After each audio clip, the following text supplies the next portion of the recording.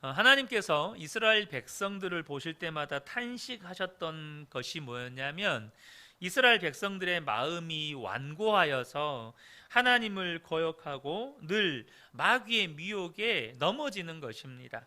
오늘 본문 8절과 10절 하반절을 보면 너희 마음을 완고하게 하지 말라. 10절에 그들이 항상 마음이 미혹되어 내 길을 알지 못하는도다, 이렇게 말씀하고 있습니다.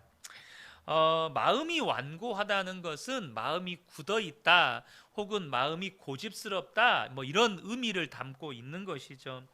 그래서 하나님의 계획이 뭐였냐면 하나님의 택한 백성들에게 성령 하나님을 보내셔서 그 마음을 부드럽게 만드시는 것이었습니다. 이 부드러운 마음이라고 하는 것은 하나님의 말씀에 부드럽게 반응해서 말씀대로 살고 싶고 말씀대로 사라지고 또 말씀대로 사는 것이 기쁨이 된다는 말입니다.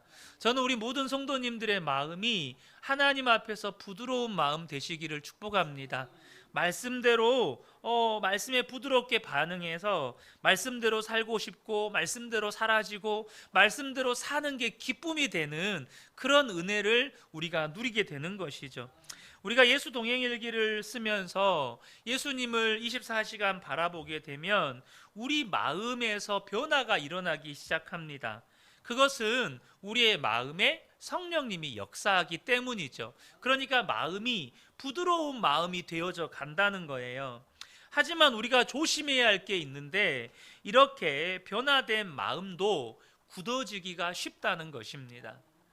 마음이 굳어지기에 하나님의 인도하심에 반응하지 않고 마귀가 주는 생각, 마귀가 주는 감정 혹은 마귀의 역사에 내가 반응이 되어버리는 거예요. 그 상태를 완고하다라고 하는 것입니다. 하나님께는 반응이 안 되는데 마귀가 이끄는 대로 막 반응이 되는 거예요.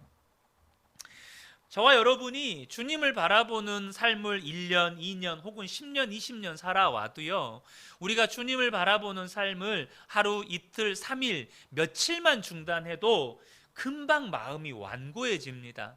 왜 그렇습니까? 생명이기 때문에 그래요. 여러분, 생명은요, 내가 10년, 20년을 살아도요, 그 생명의 근원에서 떠나면 그 즉시 죽음의 역사가 나타납니다. 물고기가 물속에서 10년, 20년을 살아도 물 밖으로 뛰쳐나오면 그 즉시 죽음의 역사가 시작이 돼요. 점점점 죽어가는 겁니다. 이 나무가 이곳에서 10년, 20년을 살아도 여기에서 뽑히면요, 하루 이틀이면 말라버려요. 이게 무슨 말입니까? 우리가 10년, 20년을 주님과 동행하는 삶을 살더라도 주님을 바라보는 시선을 멈추는 순간 하루, 이틀, 사흘, 며칠이 안 돼서 우리의 마음이 완고해지기 시작한다는 겁니다.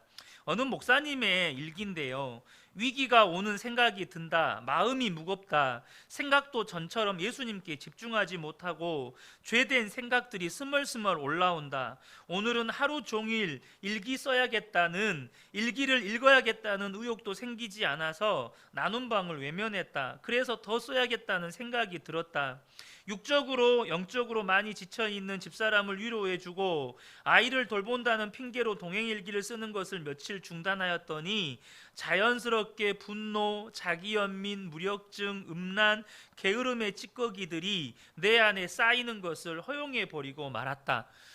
여러분, 목사여도요, 주님을 바라보는 것을 중단하면 며칠이 안 돼서 우리의 마음이 완고해지고 주님께는 반응이 안 되는데 육신에는 그렇게 쉽게 빨리 반응이 되고 마귀의 역사에 그렇게 빨리 반응이 되는 우리의 모습을 보게 됩니다. 여러분, 마음이 완고해지기가 쉬워요. 그래서 저와 여러분이 예수 동행일기를 쓰다가 중단을 하다 보면 누구나 다 이런 경험을 하게 됩니다. 그래서 오늘 본문 3장 13절을 보면 오직 오늘이라 일컫는 동안에 매일 피차 권면하여 너희 중에 누구든지 죄의 유혹으로 완고하게 되지 않도록 하라. 여기 보면 매일 피차 권면하여 라고 말씀합니다. 우리가 매일매일 주님 바라보셔야 돼요. 매일매일 주님과 동행하고 동행하는 삶을 스스로가 점검하고 그것들을 나누고 또 그것들을 읽을 때 성도가 서로 격려하고 이렇게 함께 주님을 바라보도록 독려하는 것이 필요하다는 겁니다. 여러분, 사람이요 혼자 아무리 위대한 믿음의 사람도 혼자서는 마음 지키기가 너무너무 힘이 든 거예요. 혼자서는 마음이 안 지켜져요. 그렇기 때문에 우리가 주님 바라보는 이 일도 함께 해야 하는 것입니다. 전도서 4장 12절에 한 사람이면 패하겠거니와 두 사람이면 맞설 수 있나니 세 겹줄은 쉽게 끊어지지 아니하느니라. 예수 동행 일기는요, 이것이 절대적인 방법이다, 이게 아닙니다. 우리가 주님과 교제하고 주님과 동행하도록 돕는 다양한 방법들 가운데 우리 그 은혜교회가 이제 채택한 하나의 방법이에요. 그래서 우리가 함께 이 예수 동행일기를 써가면서 주님과 동행하는 훈련을 해 갑시다, 이렇게 이 취지로 해 가는 것입니다. 그래서 이 주님과 교제함에 있어서 정말 중요한 역할을 하는 것이 성도의 교제입니다. 사실 우리가 순모임을 하고 순모임에서 주신 말씀의 은혜를 나누고 또 함께 기도 제목을 나누고 함께 이렇게 은혜의 교제를 나누는 핵심적인 이유도 뭐냐면 주님과 더욱더 깊이 있는 교제를 하기 위해서 이렇게 순모임을 하는 거예요.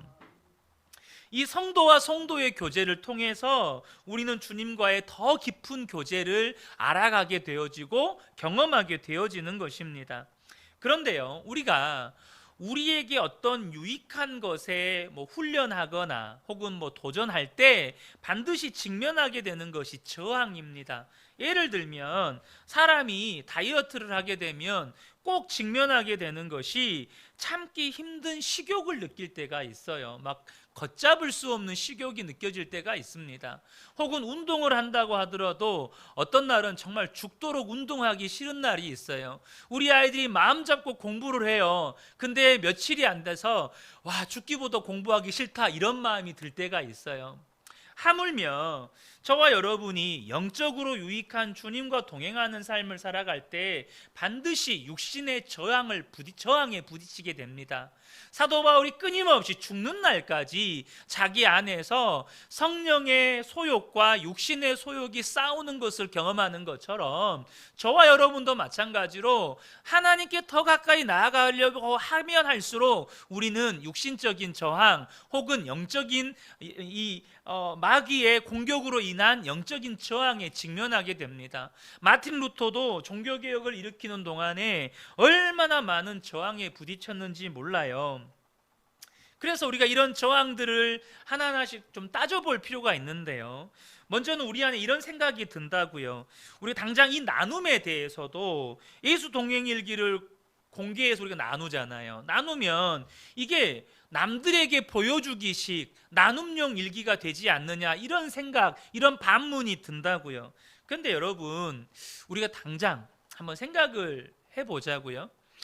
영적으로 유익한 거, 우리 아이들이 영적으로 유익한 걸 말고 우리 아이들이 공부를 해요. 남 보여주기 위해서 공부를 하는 것, 혹은 이래나 저래나 나는 공부하고는 나는 공부에 취미가 없으니까, 공부에 은사가 없으니까 공부를 안 하는 것, 뭐가 더 유익할까요? 남 보여주기 위해서라도 공부를 하는 것이 유익할까요? 아니면 이래나 저래나 나는 공부에 은사 없으니까 공부는 안 해, 이게 유익할까요? 그건 두말할 것 없이 남을 보여주기 위해서라도 아이들이 공부를 하는 것이 이 아이에게 유익합니다. 심지어 우리가 고등학교 때 이런 선생님들로부터 이런 가르침을 받잖아요. 예를 들면 수학을 잘하고 싶어요. 그럼 두 가지 중에 하나라도 하라는 거예요. 수학을 좋아하든지 수학 선생님을 좋아하든지 둘 중에 하나라도 하면 그래도 공부에 도움 된다는 거예요. 무슨 말이죠? 공부를 하는 것이 이 아이에게 유익이 된다는 겁니다. 마찬가지로 여러분, 우리가 예수 동행일기를 쓸 때 남들이 의식이 되고 그러다 보면 좀 자기를 돋보이고 싶어서 포장해서 쓸 수도 있고 과장해서 쓸 수도 있겠죠. 그러나 우리가 분명한 것은 우리 안에 예수님이 계십니다. 우리 안에 예수님이 계시기 때문에 우리가요 남에게 보이기 위한 일기만 쓸 수는 없게 돼요. 우리 안에 계신 예수님이 그걸 안 기뻐하세요. 그리고 하나님 앞에 정직하게 고백하는 일기를 쓰게 하십니다. 이렇게 위선적이고 남에게 보이기 위한 포장된 일기를 쓰는 것에 대해서 하나님은 우리 안에 불편한 마음을 주시고 이제는 우리 안에서 정직하게 고백하고 정직하게 기록할 수 있도록 우리를 이끄신다는 거예요. 여러분 안에 계신 성령님을 신뢰하시기 바랍니다. 또 한 가지 우리가 또 질문을 해볼 수 있는데요, 많은 분들이 이런 질문을 해요. 우리가 노력해서 성화되는 게 아니거든요. 노력해서 성화되는 게 아닌데 도대체 예수 동행일기 훈련을 왜 하는 겁니까? 그것 때문에 내가 변화되는 거 아닌데. 맞아요, 여러분. 우리가요 일기 쓴다고 해서 사람이 변하는 게 아닙니다. 일기를 써서 변화될 것 같으면 우리는 초등학교 때 이미 성인 됐을 거예요. 다 초등학교 때 일기 쓰셨잖아요. 방학 때 한 달치 밀려서 써보기도 하고 뭐 주기적으로 일기 검사하니까 우리 써봤잖아요. 그런데 여러분, 우리가 이 훈련을 하는 건 우리의 체질을 개선하는 것입니다. 하나의 습관이 몸에 익으려면 짧게는 3주, 보통은 6개월 정도 걸린다 그래요. 이게 우리에게 좋은 습관, 유익한 습관일수록 우리 몸에 익는 데는 시간이 오래 걸린다고 합니다. 사실 전 목사지만 새벽에 일찍 일어나는 게요 지금도 피곤해요. 제가 새벽에 일찍 일어날 때 정말로 상쾌한 기분으로 일어나지 않습니다. 좀 더 자고 싶다 이런 마음으로 일어날 때가 정말 많아요. 그러나 이미 저는 10몇 년 이제 목회자 생활을 하면서 새벽에 눈 뜨는 것이 그냥 일상이 되어 있어요. 또한 이제는 예수 동행일기를 안 쓰면 안 쓰는 게 이상해요. 안 쓰는 게. 참 감사한 건 제가 올해는 예수 동행일기를 그날 안 쓰고 넘어간 적이 딱 한 번인가 있었거든요. 저도 너무 피곤해서 그냥 잠들어 버렸어요. 근데 예수 동행일기의 기능 중에 좋은 게 시간 조절이 가능해요. 그래서 그 다음날 새벽에 썼는데 일단 그 전날 일기니까 이렇게 시간만 이렇게 바꿔서 쓴 적은 있지만 제가 예수 동행일기를 이제는 안 쓰는 게 이상해졌어요. 이제 2년 가까이 예수 동행일기를 쓰니까 안 쓰는 게 어색해질 만큼 제 안에 습관이 들어진 거예요. 근데 중요한 건 뭐냐면 이것이 우리에게 좋은 영적인 습관이 되고 체질이 된다는 겁니다. 그렇게 주님과 교제하는 시간이 길어지면 길어질수록 저와 여러분의 삶이 주님 닮아가는 거예요. 어떤 분은 이런 고민을 합니다. 우리의 일상이요 그렇게 매일매일 다르지 않습니다. 매일 똑같은 직장에서 똑같은 일을 반복하잖아요. 여러분 저도 마찬가지입니다. 목회자로서 월화수목금토일의 삶이 거의 똑같아요. 새벽에 일어나면 새벽 예배, 아침 먹고 출근해서 요일마다 정해진 사역, 예배 인도 준비, 설교 준비 거의 똑같습니다. 그러면 이러잖아요. 매일 쓸 내용이 똑같아요. 쓸 내용이 없다 이거예요. 근데 여러분 예수 동행일기의 핵심이 무엇입니까? 예수 동행일기의 핵심은 새로운 내용을 기록하는 게 아니에요. 혹은 자기 성찰도 아닙니다. 예수 동행일기의 핵심은 뭐냐면 내가 오늘 하루를 사는데 얼마나 주님을 생각하고 주님을 바라보았는가에 초점이 있어요. 그래서 똑같은 일기를 매일 기록해도 그건 상관이 없어요. 두세 줄을 기록해도 상관이 없습니다. 중요한 건 내가 똑같은 매일을 살더라도 주님을 바라보고 살았을 때 내 생각에서, 내 감정에서, 그리고 내 입술의 말에서, 인간관계에서 어떤 변화가 일어났는지를 기록해 보는 거예요. 변화가 없으면 오늘은 주님을 생각했는데도 아무런 변화가 없었다 이렇게 쓰고 끝내세요. 한 줄로 끝나잖아요. 얼마나 편해요. 한 줄로 끝나는 예수 동행일기. 그런데 여러분 기억하십시오. 아무 일도 일어나지 않는 것도 은혜예요. 우리가 영적 전쟁을 통해서 수요 예배 때 말씀을 나누었지만 우리의 삶은 여러분 마귀가 우는 사자처럼 우리를 삼키려고 끊임없이 영적인 공격들을 하고 있는 삶입니다. 그런데 그 가운데 아무 일도 일어나지 않았다면 저와 여러분이 하나님의 보호하심 안에 있는 거예요. 그거 하나만으로도 하나님 감사합니다, 그렇게 하루를 마무리하면 되는 거예요. 얼마나 감사해요. 지금 아마 우크라이나 국민들은 정말 매일매일 정말로 그 미사일이 떨어질지도 모른다는 그 두려움 속에서 살 거예요. 지금 러시아와 우크라이나는 공산주의 시절 때 어린이날이 우리랑 다르잖아요. 그 어린이날에 서로를 향해서 이렇게 미사일을 이렇게 쏘는 바람에 그 어린이날이 최악의 어린이날이 됐다고 뉴스에 나오잖아요. 아이들이 비명을 지르면서 막 도망을 치는 그 장면들이 뉴스에 선하게 나오는데, 여러분 그 아이들은 오늘 하루도 무사히, 이게 하나님의 은혜인 거예요. 어제 학교에서 봤던 친구가 오늘 안 보여요. 이게 은혜인 거예요. 이게 얼마나 큰 은혜인지를 모릅니다. 어떤 분은 일기 쓸 시간이 없다고 말씀하시는 분도 계십니다. 여러분 그거는 시간의 문제가 아니고 마음의 문제입니다. 내가 사랑하는 거, 내가 정말로 관심이 있는 건 어떻게 해서든지 사람은 시간을 내서 그 일을 합니다. 제가 주변에 이렇게 저희 아이들부터 저 자신 또 주변 분들을 이렇게 살펴보면 정말로 내 마음의 관심 분야는요, 시간을 어떻게 해서든지 내서라도 그걸 하더라고요. 그럼 마찬가지로 저와 여러분이 주님을 사랑하는 마음이 있고 주님과 더 친밀해지고자 하는 갈망이 있다면 어떻게든 주님과 함께하는, 주님 앞에 머무르는 시간을 확보하시는 겁니다. 그게 5분이 됐든 10분이 됐든 30분이 되었든 그렇게 시간을 확보하는 거예요. 이건 시간의 문제가 아니고 주님과의 관계의 문제이고 마음의 문제입니다. 그런데 이제 우리 성도님들 안에 이게 나눔방에 예수 동행 일기를 올리는 거다 보니까 이 나눔을 어디까지 해야 되는지에 대한 고민이 있어요.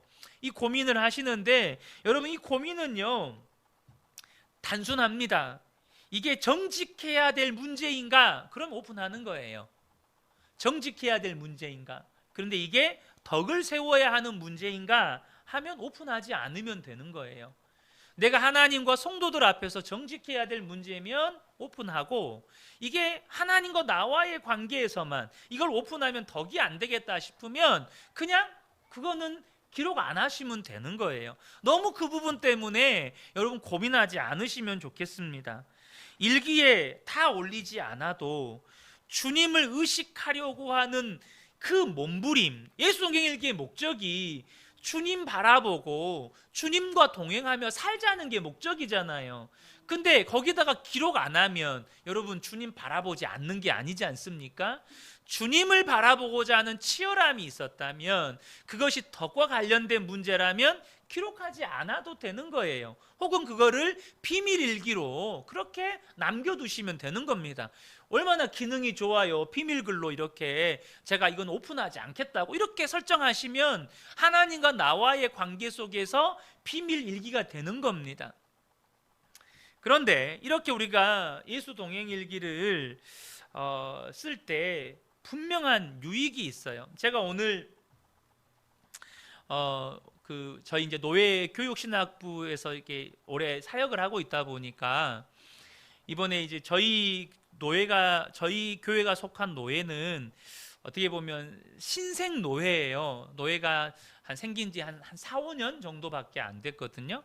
그래서 아직 조직적으로 여러 가지 미흡한 부분들이 있는데, 제가 이제 올해 교육신학부장을 맡고 있다 보니까 노예 안에서 주일학교 연합회를 조직해서 사역하고자 하는 이런 사모함들을 가지고 계신 이런 이제 그 평신도 사역자분들이 저를 찾아오셨어요. 이렇게 다른 교회 장로님들이신데 저를 찾아오셔서 이제 이야기를 나누다가 이런저런 이제 이 주일학교 연합 사역에 대한 이야기를 나누고 잠깐 식사를 하면서 한 장로님이 저에게 그런 고민을 상담을 하시더라고요.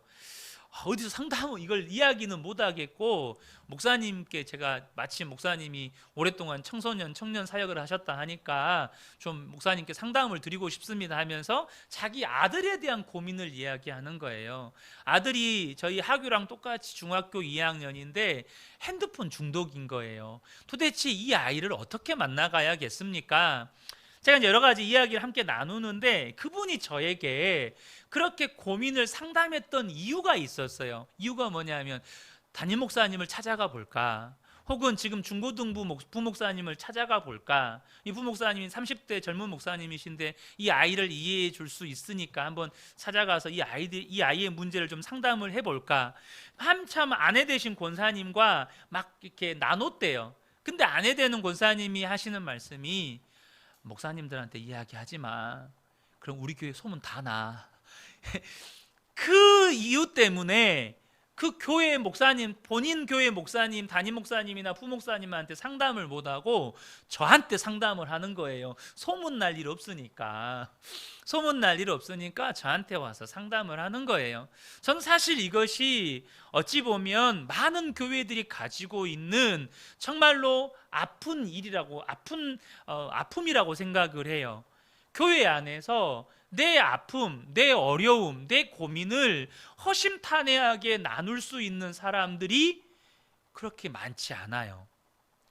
내 약함을 나눴을 때 그것이 불쌍히 여김받고, 그것이 위로받고 격려받고 기도받아야 하는데, 오히려 그 약함이 성도들 사이에서 가십거리가 되어서 이 성도 저 성도에게로 이야기가 옮겨가고, 아, 장로님 아들이 그런데, 그 권사님 아들이 그런데, 이렇게 되는 거예요.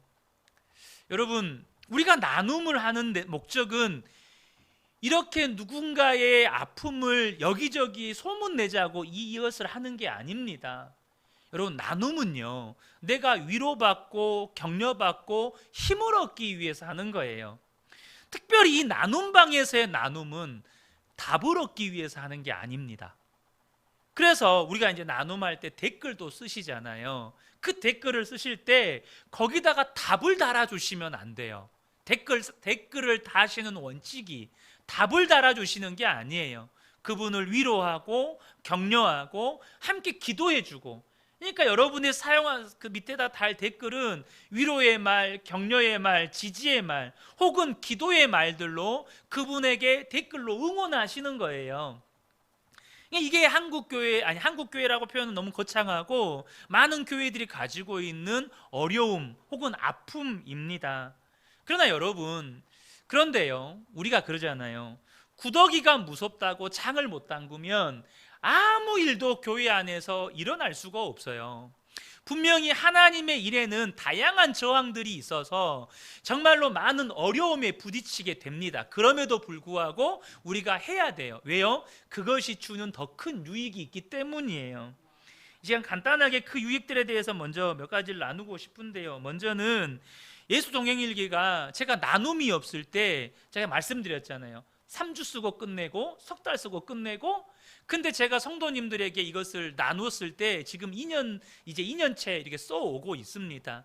여러분, 영적인 훈련은 지속하셔야 됩니다. 훈련은 지속해야 돼요. 믿음은 절대 하루아침에 생기지 않습니다. 하루아침에 성장하지 않아요. 믿음은 지속해서 해갈 때 조금씩 자라나는 겁니다. 바로 우리 예수 동행일기가 지속할 수 있는 원동력이 나눔에 있는 겁니다. 또 한 가지는 저와 여러분이 더 깊은 영적인 성장을 이루게 된다는 거예요. 이 나눔의 유익이 뭐냐면 다른 성도들이 주는 영적인 도전입니다. 그분들이 예수님과 동행하는 삶을 살아감으로 말미암아 주는 영적인 도전이에요. 여러분, 혼자는 빨리 갈 수 있지만 여러분, 오래 지속할 수는 없습니다. 더 깊이 들어갈 수는 없어요. 하지만 함께하면 오래 지속할 수 있고 더 깊은 은혜의 자리로 나아갈 수 있게 되는 거예요. 또 한 가지는 뭐냐면 자신을 객관적으로 볼 수 있게 된다는 겁니다. 혼자 신앙생활 할 때 가장 큰 단점 중에 하나가 뭐냐면 자신의 모습을 객관화하지를 못한다는 거예요. 자신의 모습을 비춰볼 수가 없다는 겁니다. 사람은 기본적으로 자신에 대해서 지나치게 관대하거나 지나치게 엄격해요. 왜냐하면 자신의 모습을 비추어 볼 수 있는 신앙의 모델들이 없기 때문입니다.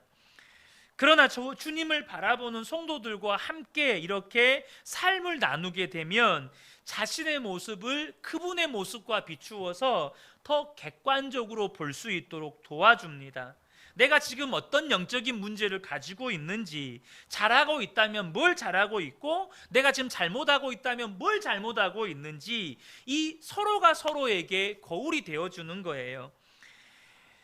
여러분, 저와 여러분이 꼭 기억하시면 좋겠습니다. 저와 여러분이요, 이 예수 동행 일기를 어떤 분들은 글 쓰는 것 자체를 힘들어 하시는 분이 계세요. 그래서 뭐 2줄, 3줄 쓸 수도 있죠. 그러나 여러분, 한 줄만 써도 승리한 거예요. 왜요? 그 한 줄을 쓰기 위해 다른 모든 것을 내려놓고 주님 앞에 머물러 있는 시간을 확보했거든요. 여러분, 이걸 절대 잊으시면 안 돼요. 우리는요, 멈춤의 시간이 반드시 필요합니다. 주님 앞에 멈춤의 시간이 반드시 필요해요. 우리의 매일매일의 삶이 그렇게 되어야 한다는 겁니다. 끝으로 저와 여러분이요, 정말 우리 그은혜 교회가 정말로 주님이 기뻐하시는 참된 교회가 되기를 원하실 거예요. 오늘 제가 문득 우연히 이재철 목사님 설교를 들었는데, 목사님 다 하시는 내용이에요. 그 목사님 그런 말씀 하시더라고요. 교회를 사랑하는 건 건물을 사랑하는 게 아닙니다.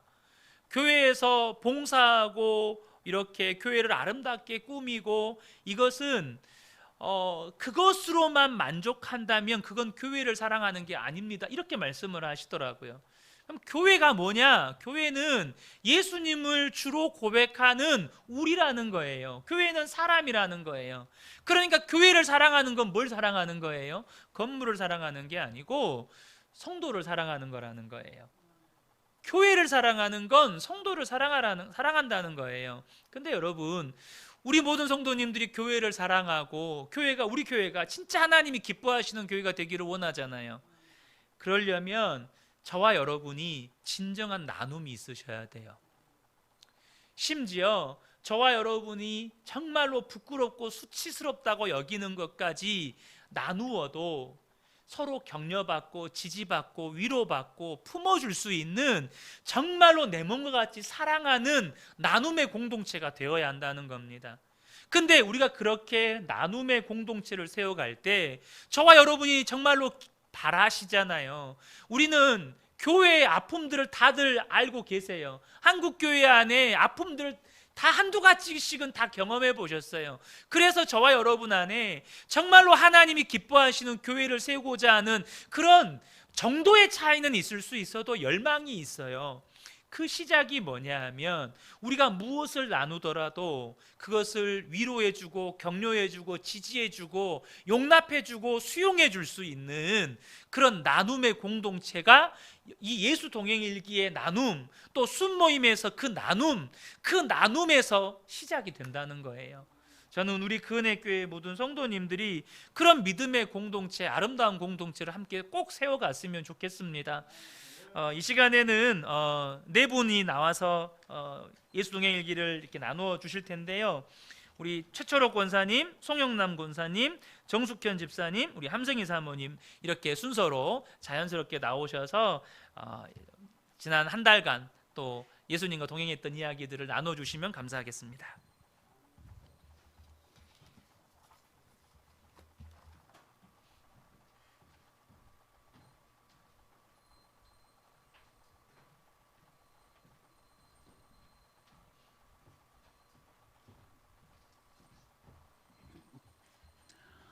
어, 6월 1일 일기입니다. 벌써 6월이다. 하루가 어떻게 간지 모르게 빨리 지나간다.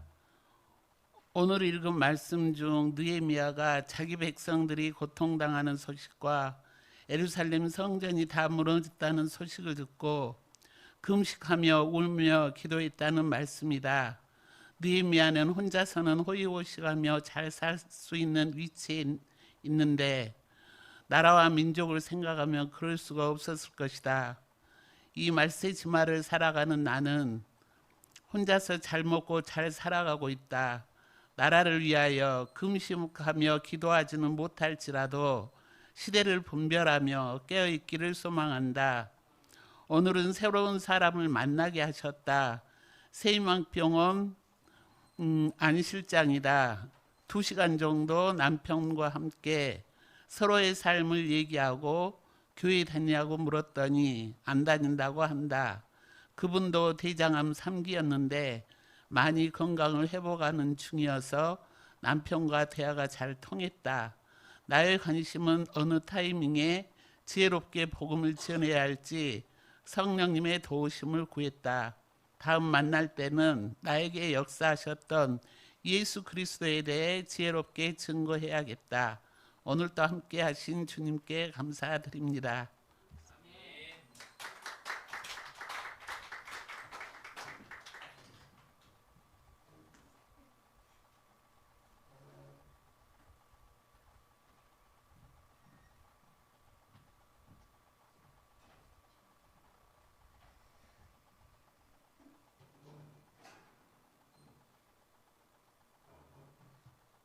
넘어가 버렸어. 넘어가 보세요. 그냥 다른 것 할게요. 첫 열매입니다. 오늘은 5월 마지막 주일이다. 자녀에게 복이 되는 가정을 세우라는 주제의 말씀이었다. 부모인 내가 복 있게 살아야 후손들이 복을 받는다는 말이 가슴에 와 닿았다. 나는 가정과 자녀를 위해 말로만 열심히 살았지만 진정 부모로 인해 내 자녀에게는 하나님의 은혜가 흘러가지를 못하고 반대로 자녀인 내 딸이 우상을 섬기고 있었던 부모를 위해 얼마나 눈물로 금식하며 기도의 자리를 지켰다. 아빠에 대한 상처도 많았지만 그걸 참고 결혼해서야 말할 정도로 순한 내 딸이 내 가정의 첫 열매다. 초등학교 때부터 죽어버리고 싶은 생각을 품고 살았다고 나에게 고백을 얼마 전에 했었다. 가슴이 아팠다.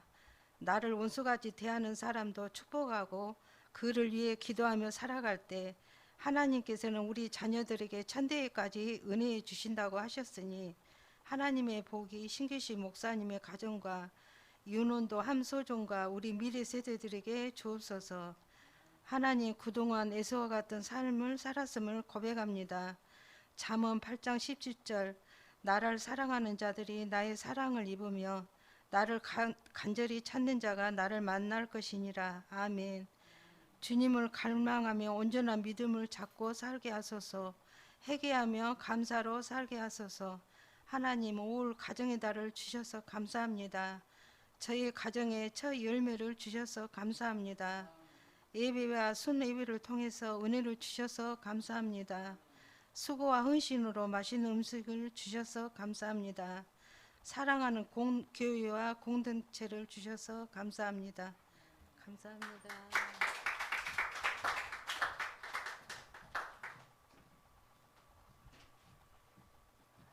감사합니다. 6월 1일입니다. 나라를 위해 기도할 때라는 주님의 말씀입니다. 주님 감사합니다. 사랑합니다. 지금 기도해야 할 때라 새벽 말씀에 우리 한국을 위해 기도할 때라 말씀을 듣고 집에 가서 뉴스를 듣게 되었는데 아침 6시 30분에 서울에서 비상경보 사이렌이 울렸다 합니다. 우리 교회가 믿는 모두가 통곡을 하며 기도할 때인 것 같습니다. 각성하며 반성하고 회개하게 하십시오. 오늘 서울시에나 국방부에서 새벽에 사이렌 비상 사태에 대해 말들이 각각 다르게 방송이 나갔다고 시장님은 죄송한다며 정말 어처구니 없는 사태에 벌어졌습니다. 비상사태 대피하라는 방송만 했지 온 국민들이 정작 어디로 가야 하는지조차 몰랐다 합니다. 대피 장소가 어디 있는지조차 몰라서 혼선을 이뤘다 합니다. 이러한 방송을 왜 내보내는지, 북한에서는 방송을 듣고 우리를 얼마나 만만하게 생각할까. 너무나 안타깝고 한 시민의 한 사람으로서 정말 통곡의 기도를 할 때라 생각했습니다. 무거운 심정이었습니다. 북한에서 남쪽으로 미사일 발사가 천만 다행히도 실패했기 때문에 얼마나 감사한지 하나님의 도우심이라 생각합니다. 하나님 정말 감사합니다. 이 허술한 우리나라 정권, 대통령, 국회의원, 국방부에서 국민들에게 사과하고 반성하게 하십시오. 깨어 저희들은 기도하게 최우선으로 하겠습니다. 기도할 때 새 힘을 주신다 하셨습니다.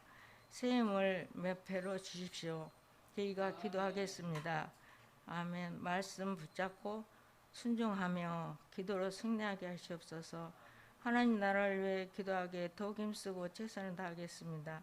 하나님 나라가 우리 교회 가정에서 우리 하나님의 나라가 이루어지게 하시옵소서. 촉히 이 땅에서 이루어지게 하십시오. 수요 전도 첫 날인데 참석하지 못하였습니다. 이번 주에는 계속해서 모임에 언니 병문안 시안에 타운에 쉴 틈이 없었습니다. 피곤에 쌓여서 걸어는 다녀도 눈이 띄어지지 않았습니다. 오늘 마지막 날 5월 마지막 날 감사합니다. 내 생애에서 가장 기쁘고 좋았던 날이 있었는가 생각해 보았습니다. 6월 23일 5월 잊지 못할 것 같습니다. 근혜교회 성도들의 기도와 염려 축복 속에서 우리 시아가 태어난 것 같습니다. 이 모든 거 하나님 은혜였습니다. 한 생명이 얼마나 소중한지 태어나기까지 하나님의 섭리 시아를 통해서 많이 배우고 깨닫는 시간들입니다. 좋으신 하나님, 좋으신 아버님, 감사로는 표현이 부족합니다. 주님, 내일은 6월 1일 첫날입니다. 6월 달에 기대합니다. 근혜 성도님들과 가정들이 기쁜 일들만 있게 기도하겠습니다. 역사를 주관하시는 주님, 모든 상황을 역전시키시는 주님만 바라봅니다. 아멘. 다 맡깁니다. 편안한 마음 굴려주세요. 하나 더 할게요.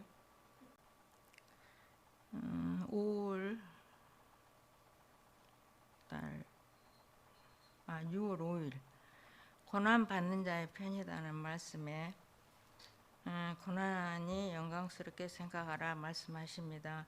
고난 받는 자의 편이시라 하십니다. 주님은 우리 우는 자와 함께 울고 고통당하는 자와 같이 고통받고 고난 받으면 같이 고난 받으신 주님 감사합니다. 저희도 함께 하는 이러한 믿음 주시옵소서. 주일 예배 드리고 점심 먹고 시안에 갔습니다. 어젯밤에는 시아가 잠을 자지 않아서 아들이 새벽 5시까지 잠을 자지 못해서 자라 제발 좀 자자 애원을 해도 이게 듣도 안 오고 자지도 않아서 내가 낳았지만 미움 생각이 들었다고 말을 했습니다. 방 안에 뭐가 있는 것처럼 멍하니 쳐다보고 있는 것 같아서 제가 기도하고 계속해서 찬양 부르며 부흥회 같이 하고 왔습니다. 찬양을 들려주고 계속 찬양하여도 칭얼거렸는데 밤에는 잘 잤다고 합니다. 감사. 오늘은 예방 접종 맞는 날이라서 예방 접종하고 왔다고 보고 받았습니다. 온통 시아한테 둘이서 갈 길을 찾지 못하고 헤매고 있는 모습이 짠했습니다. 저도 어제 시아하고 5시간 놀고 왔는데 새벽 목사님 말씀 전하시는 목사님 모습이 안개처럼 보이지가 않았습니다. 목사님 모습 보이지 않아서 주님 제가 가지 않아도 잘 이겨내게 하시옵소서. 밤에 잘 자게 도와주십시오. 주님 저는 새벽 자리 지켜야 합니다. 기도 안 하면 죽습니다. 아멘. 오늘 또 타운에 가는 날 빼빼로를 가지고 여러분한테 나누어 주었더니 얼마나 좋아한지 이 만난 거 어디서 샀냐며 모두들 웃게 했습니다. 감사합니다. 주님, 내일은 그 은혜교회 어르신들과 전도팀 야유회가 있는 날입니다. 화창하고 좋은 날씨 주시옵소서. 즐거운 야유회 되길 기도하겠습니다. 무사히 잘 다녀오십시오. 다음에는 함께 하겠습니다. 아멘. 다 맡깁니다. 우리 아들 며느리 하루라도 쉴 수 있게 도와주려고 합니다. 편안한 밤 꿀잠 주셔서 감사합니다.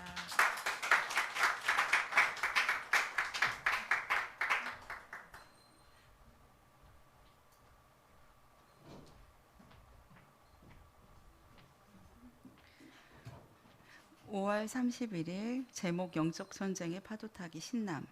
새벽 말씀을 들으며 구원자 창조자 한결같이 함께해 주시는 아버지, 한순간도 눈을 떼지 않고 자상한 사랑의 시선으로 바라보시고 또 섬세하시고 구체적으로 지키시고 보호해 주시는 말할 수 없는 은혜를 들으며 안정감이 느껴지고 감사해서 눈물이 납니다. 큐티와 새벽 말씀 붙들고 기도합니다. 사람의 어떠함이나 신실하지 못했다고 해서 하나님의 신실함이 없어지지 않고 아무 일도 아닙니다. 똑같은 죄인이고 또 하나님을 찾지도 않았고 곁길로 빠져서 쓸모가 없고 목구멍은 열린 무덤이며 조조와 독설이 가득 찼으며 피를 흘리는데 빠른 발이 저입니다. 저도 사람도 선한 것 하나 없는 존재, 원래 그렇습니다. 주님, 저는 아무것도 할 수가 없습니다. 이런 저희를 위해 새롭게 창조하여 원래 창조 의도를 이루려고 오신 예수님 감사합니다. 하나님께서 계속 말씀하심과 또 열정과 사랑, 신실하심에 감사합니다. 하나님을 먼저 만나 말씀을 맡은 특권을 누리게 해주셔서 감사합니다. 나의 모든 삶의 선택에 자자손손 영향력과 책임이 따름을 심판자 하나님을 두려움으로 엎드려 기도합니다. 오늘 하나님의 은혜로운 창조의 손길을 경험하는 저와 가정과 교회 되게 하소서. 전도 고민을 잠시 하다가 막상 가보니 어장입니다. 많은 아이들이 정신없이 예수님을 영접기도 하게 되었습니다. 주님, 이 아이들과 가정과 만난 모든 영혼들과 효천이 주구가 속히 예수님 믿고 구원받기를 기도합니다. 예수님 이름으로 선포하노니 효천지구 지역의 모든 가리움, 완악함, 교만함, 공격들은 지금 뿌리채 뽑혀 버릴지어다. 복음의 땅, 구원의 땅, 하나님 나라가 계속해서 확장되고 온전히 수요일 내에 이루어질지어다. 오늘 또 전도하다 교회에 항의 전화가 왔습니다. 수요예배 말씀을 듣는데 연결이 됩니다. 주신 말씀 붙들고 기도합니다. 먼저 하원이 건강, 학업, 재정, 앞길 등 해결해야 될 모든 문제들, 현실들 가운데 하나님 나라가 분명하게 믿어지기 원합니다. 뚱구름 잡는 하나님 나라가 아닌 내 마음에서부터 하나님 나라를 경험하게 해주십시오. 오직 왕이신 하나님만 저와 가정과 그 은혜교회와 효천지구 지역을 매시마다 통치하여 주십시오. 저도 가정도 또 교회 모두도 아무도 예상 못할 날에 갑자기 오실 하나님의 재림과 심판을 준비하며 끝까지 살기를 원합니다. 하나님 나라는 생각도 않고 인생을 허비하며 하나님 마음을 아프게 한 저와 가정의 죄는 용서해 주시고 예수님의 보혈로 깨끗하게 씻어 주십시오. 한편으로는 이 신나는 나름 치열한 영적 정제 파도타기가 재밌고 반드시 이기리라는 전투력이 생깁니다. 주님, 아무것도 할 수 없는 저는 겸손히 다시 한번 주님께 엎드립니다.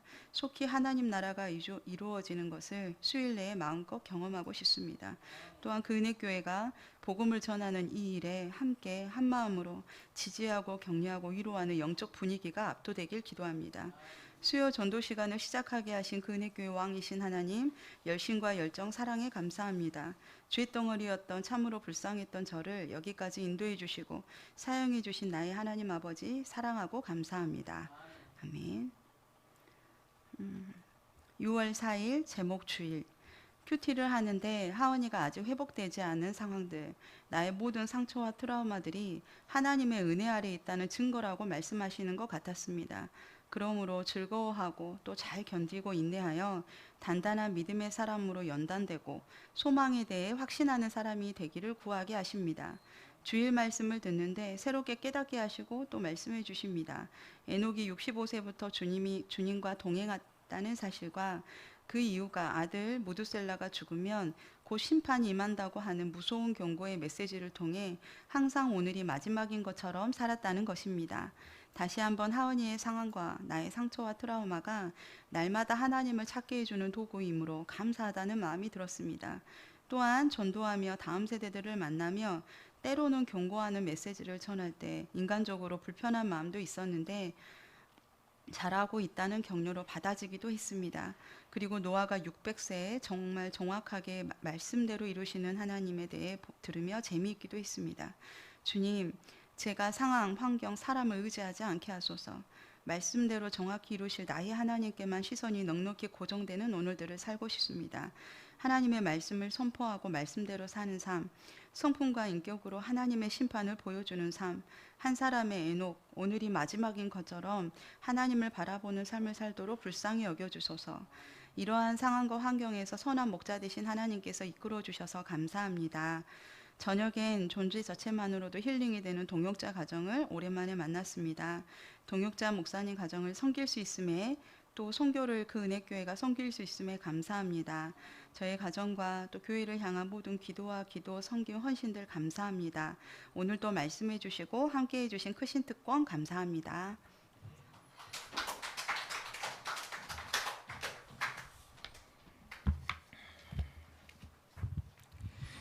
예, 오늘도 이렇게 예수님과 동행하는 삶을 나눠주셔서 너무너무 감사하고 그 은혜의 나눔이 또 여러분들이 은혜의 통로가 되는 일인 줄로 믿습니다. 우리 모든 성도님들이 이곳에서뿐만 아니라 이제 삶의 현장에서도 그렇게 삶으로 예수 그리스도를 드러내는 세상의 빛과 소금이 되시기를 축복합니다. 우리 이 시간 함께 기도하는 시간 갖도록 하겠습니다.